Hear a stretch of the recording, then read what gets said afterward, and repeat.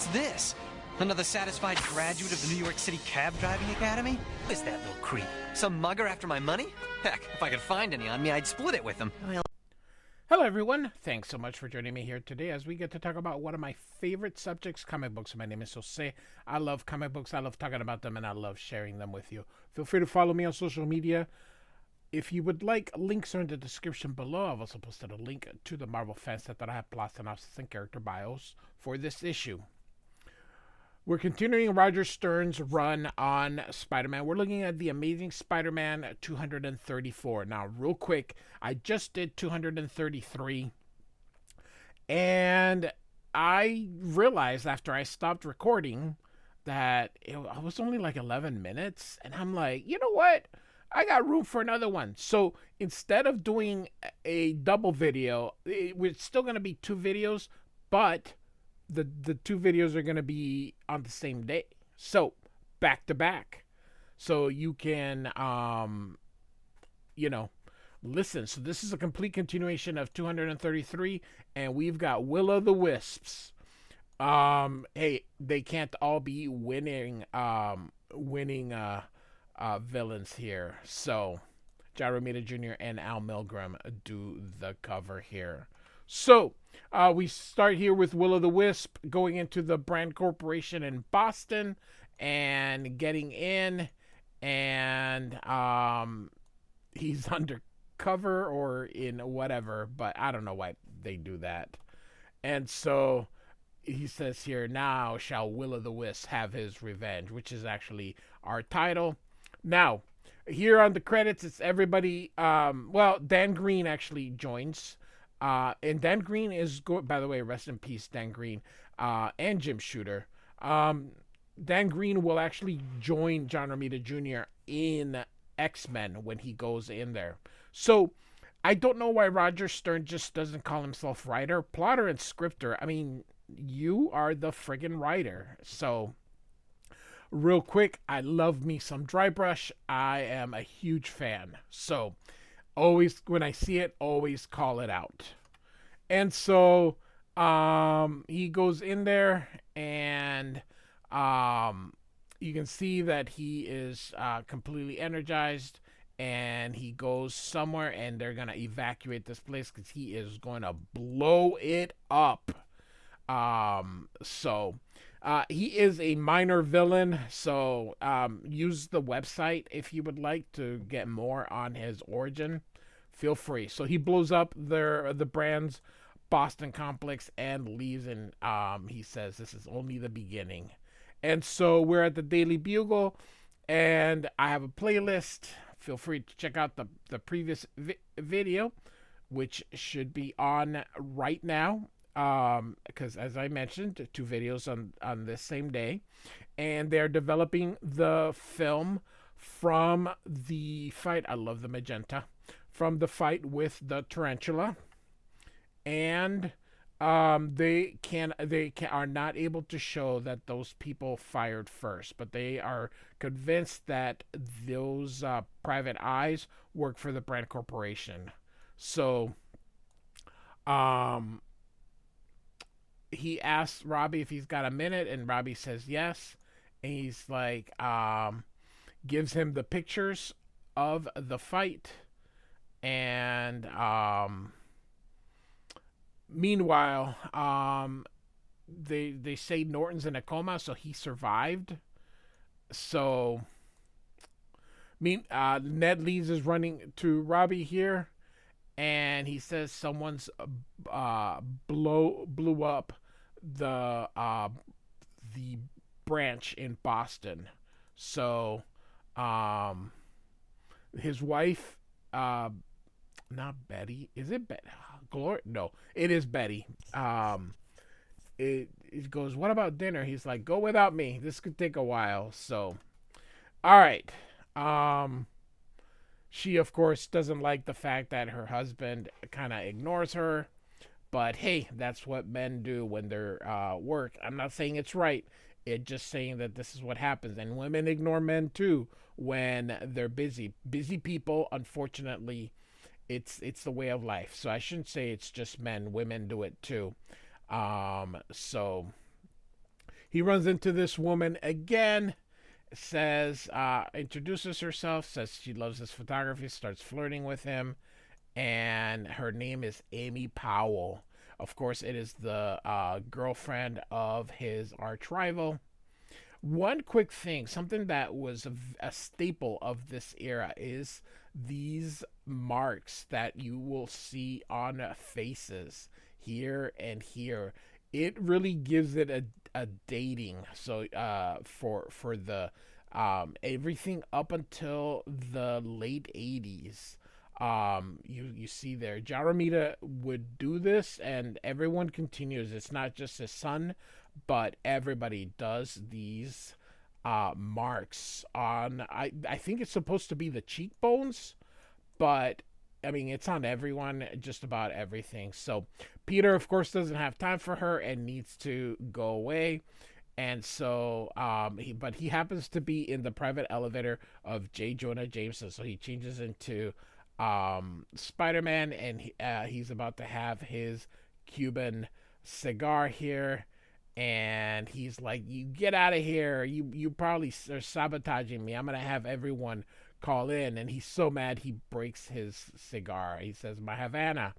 So, all right, so off he goes. We're gonna get a bit of a recap here of all the stuff that is happening to him throughout the times, but it's also going to give some stuff as to what's going on in a Spectacular Spider-Man, which we are not covering.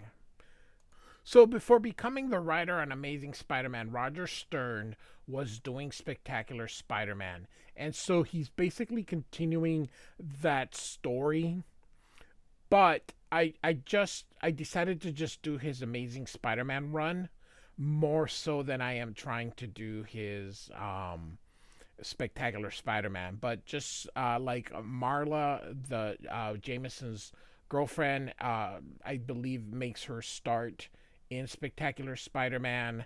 And so that's kind of what there's a lot of exposition that is going to be going on. There's a knock on the door, and it's one of his neighbors, and he says, "What can I do for you?" And he's like, "I'm in the middle of defrosting my refrigerator," and he was wondering if he could use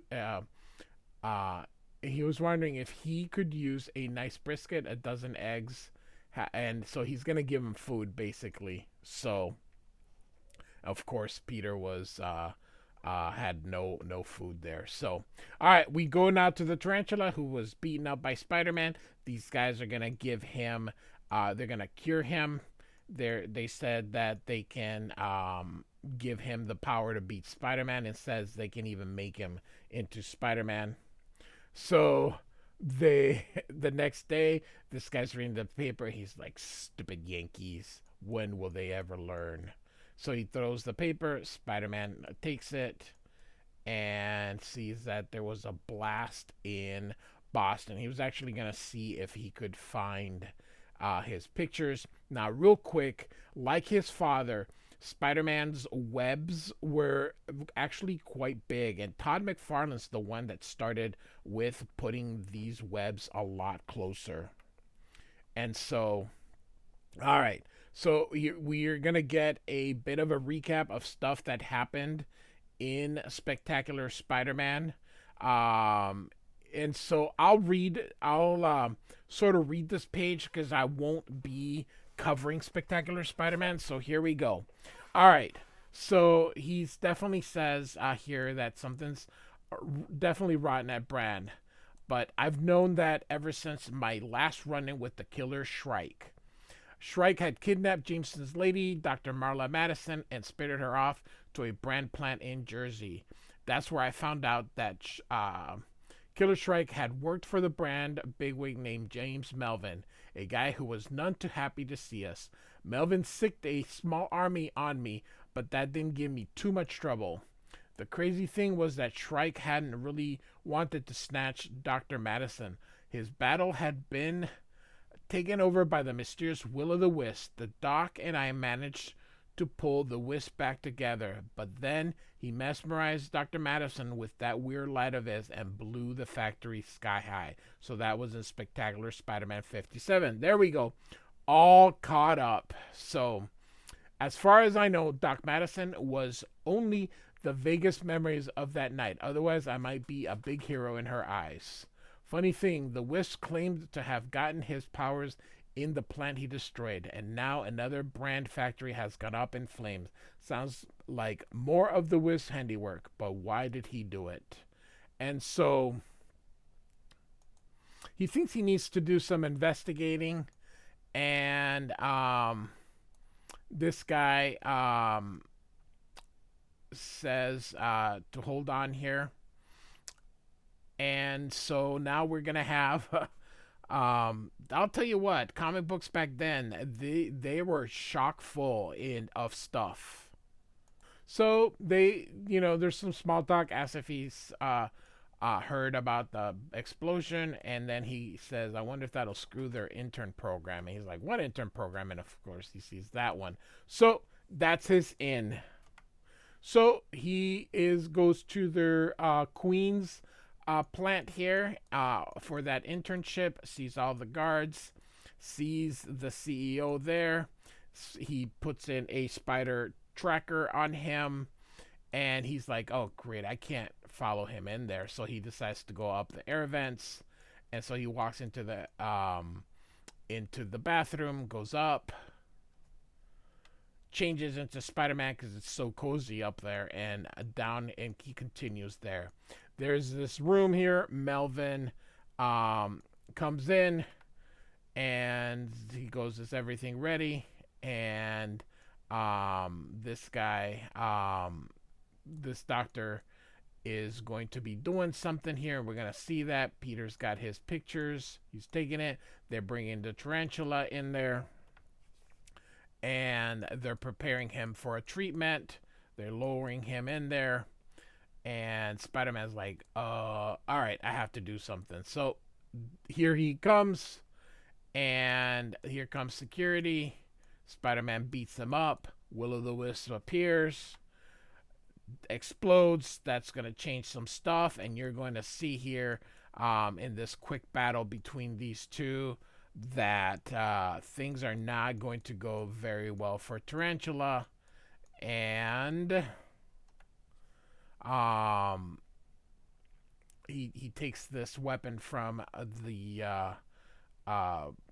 doctor here, and he's like, if this doesn't work, heads will roll. And so he shoots. The spider sense warns him. He gets out of the way. It ends up getting the Will-o'-the-Wisp. Spider-Man goes up there. He talks to him, and he says, I live, no thanks to you. How many pieces of silver did Brand pay you?